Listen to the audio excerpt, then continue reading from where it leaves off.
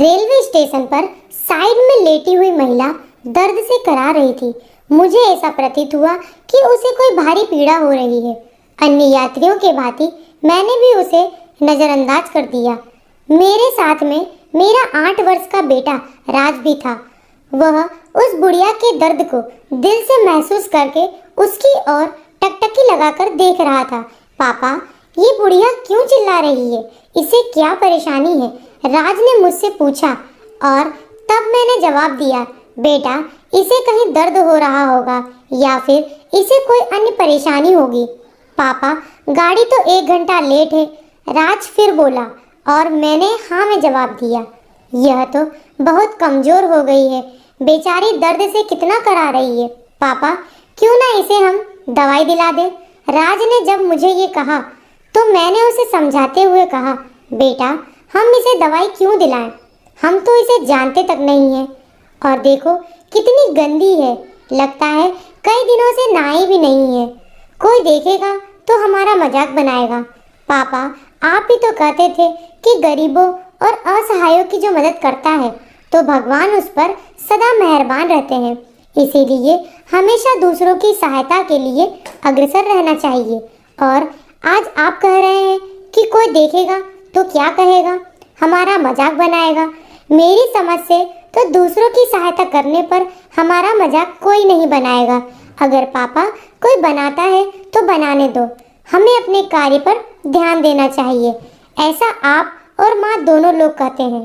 परंतु आज आप राज ने मुझे उल्टा समझाते हुए कहा।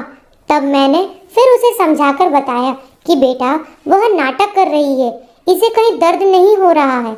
मैं ऐसी औरतों को भली भांति जानता हूँ। नहीं पापा, यह नाटक नहीं कर रही है, मैं जाकर देखता हूँ। इतना कहकर राज दौड़कर बुढ़िया के पास जाकर फिर बोला, पापा, जल्दी आओ, देखो इन्हें कितनी तेज बुखार है।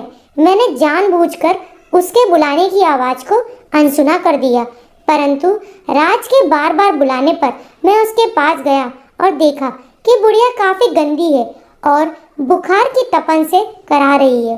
पापा, चलो इन्हें दवाई दिलाकर आते हैं।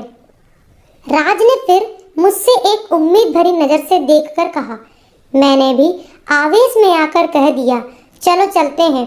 मेरा इतना कहने पर राज के चेहरे पर खुशी की झलक दिखाई देने लगती, जो कि कुछ क्षण पहले अदृश्य थी। यह देख मेरे दिल में उस असहाय महिला की मदद करने के लिए दिल में श्रद्धा और प्रेम भाव जागृत होने लगा था। पास के दवाखाने में हमने उस बुढ़िया को दवा दिलाई। कुछ देर बाद उस बुढ़िया को जब कुछ राहत मिली तब बुढ़िया हमें दुआओं की पोटली देती जा रही थी। भगवान तुम्हारा भला करे, तुम दोनों सदा सुखी रहो, तुम्हारा घर सदा धन धान्य से भरा रहे।